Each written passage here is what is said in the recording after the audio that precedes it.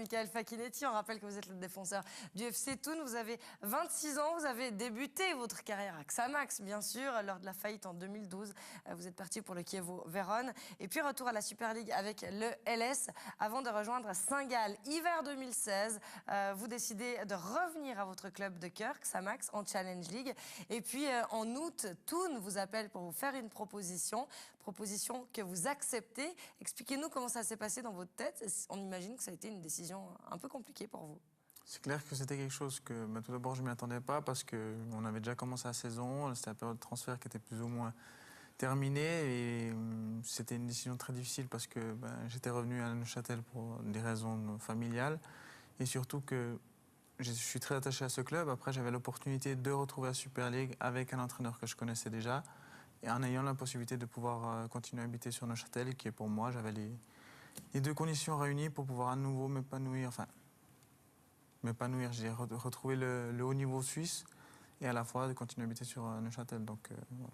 Comment ça se passe aujourd'hui pour vous dans l'Oberland? Pour le moment, ça se passe très bien. On a surtout bien commencé notre deuxième partie de saison parce qu'on a eu beaucoup de malchance, je dirais, sur notre première partie de saison. On a manqué beaucoup d'efficacité. Et là, maintenant, on a l'occasion justement d'engranger des points et de s'éloigner de la zone euro. Jeff Saibene a annoncé hier son départ pour l'Allemagne. On a appris que Mauro Lustrinelli et Marc Schneider le remplaceraient. Est-ce que c'est déstabilisant pour votre groupe, comme ça, de voir partir l'entraîneur en pleine saison?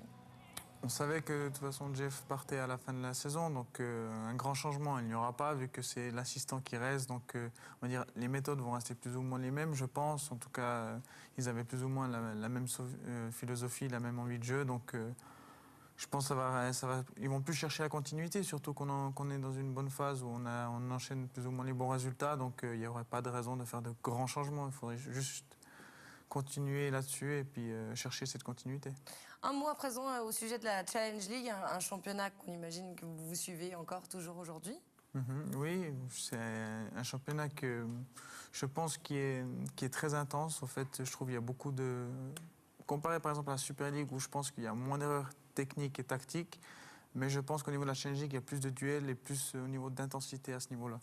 Steve, vous rejoignez Michael sur ce point de vue-là? Oui, un peu un gentleman agreement quand vous jouez tout en haut, c'est que souvent on laisse faire cette première, deuxième passe. On a tendance à laisser faire cette première passe, puis ensuite on joue. Tandis que souvent en Challenge League, et plus vous descendez dans les ligues, souvent après la première passe, vous vous retrouvez déjà avec un joueur sur les reins, et c'est pas facile. Quand vous arrivez à vous imposer en Challenge League, souvent vous avez la possibilité, comme Michael, de vous imposer en Super League. Quel regard vous portez sur le niveau de cette année de Challenge League précisément? Je pense qu'il y a plusieurs équipes qui ont le niveau. En tout cas, je dirais comme des équipes comme Zurich, il y a même Servette qui est très bien revenu. Il y a Neuchâtel aussi. Après, sans les soucis qu'ils ont eu, Ville était quand même une équipe avec des joueurs qui ont quand même de la qualité. Donc je pense que c'est une ligue qui est assez intéressante. Et puis ouais, après il y a toujours ce creux comme on a aussi en Super League entre les équipes qui ont des moyens un peu plus réduits où justement là on sent quand même plus la différence. Michael, concernant Xamax, c'est quasiment mission impossible bien sûr cette saison pour la promotion en présence de Zurich, mais c'est quand même une bonne préparation pour l'année suivante. Comment est-ce que vous voyez les choses? Parce qu'il y a quand même un sacré concurrent qui est Servette. Hein.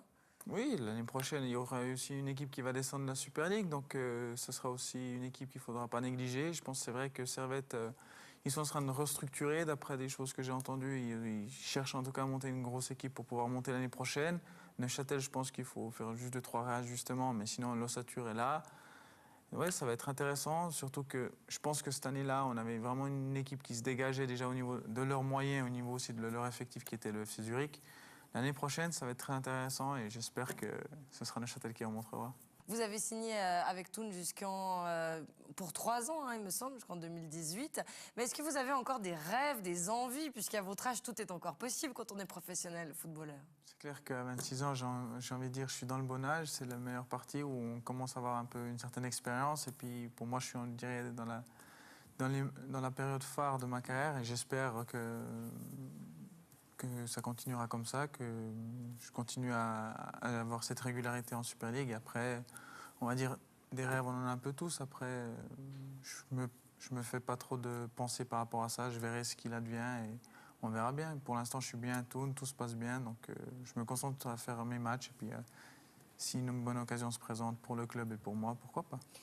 Nos consultants le disent souvent sur ce plateau, les jeunes en Suisse partent souvent trop vite. Là, c'est le bon exemple, Steve Guillaume, de Michael, de rester en Super League et à Thun particulièrement. Bon, il fait preuve de sagesse. Puis, lorsque vous appelez Fakinetti, c'est vrai que, et puis que vous jouez à Xamax, je pense que de quitter le club, c'est très compliqué. Il doit avoir quand même des pressions. Puis j'imagine aussi que vous devez réfléchir à 2 fois, puisque ce nom-là est associé à vie à ce club. On sait que son grand-père a fait des grandes choses pour Neuchâtel Xamax.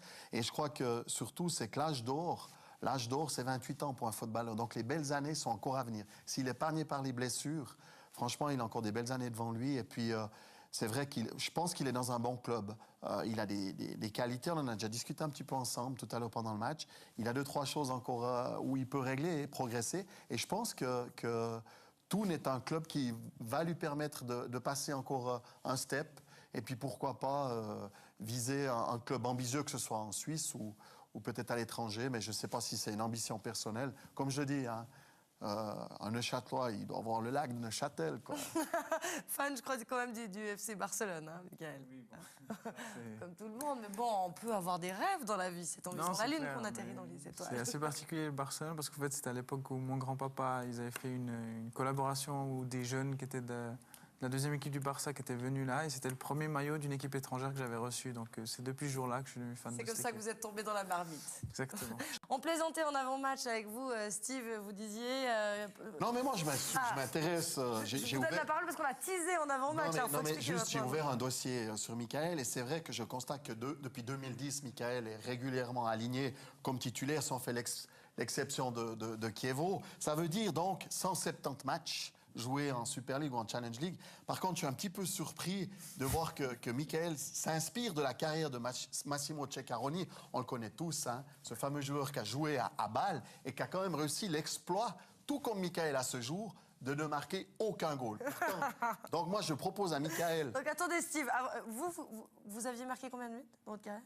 Ben, comme Michael, un autogol. Ah, ça en fait quand même un. Mais vous aviez vachement plus de matchs, non? Non, j'en ai moins. Non, j'en ai moins. Ah, d'accord. Parce qu'on ne retrouve pas vos statistiques, vous comprenez, ça date tellement. La télé était noir et blanc, elle le dit. Donc, c'est normal hein, qu'on ne retrouve pas les statistiques. Bon, du coup, vous avez fait un pari hors antenne dont vous devez maintenant faire part aux téléspectateurs. Comme ça, on aura assez de témoins. Michael, je te propose, de t'entraîner au penalty parce que Massimo...